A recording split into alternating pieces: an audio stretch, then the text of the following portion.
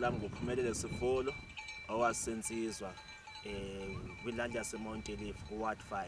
Ngumfama oneminyaka e31 oyidirector ye-Insizwa Cooperative. Sesahlala phansi nabanye abantu abatsha sadecide ekutheni what masifomisheni i-co-op. So ngoku na ke siyalima ke ngokwapha currently sine cabbage apha esakhula ezoba ready ngo July early August.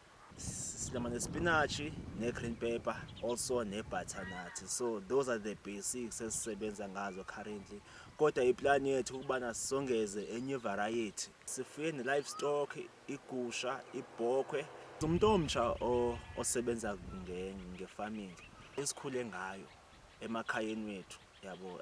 Umzekelo lapha ekhaya bekufuneka mhlambe xa ngaba ukuze kubhadala school fees, makuthengisa igusha, kuthenga i-uniform, but school fees. And so after ngirealize uba what ngihlele ekhaya amathuba omsebenzi akekho, that's when I realized ukuthi lento sikhule ngayo prior ukuthi silime, but now siconsiderishe icala ngathi si-treat as si-treat economically i-farming.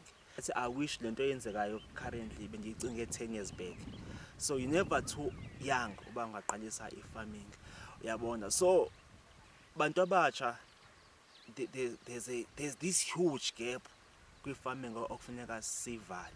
For example, almost every day nginama-phone calls adinga cabbage.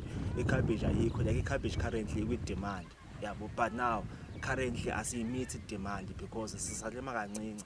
So ngizama ukuthi if umuntu omtsha everyone angaphakama alime, sipartnerishe and everything, I believe basingayi-occupy i-market yase-Eastern Cape.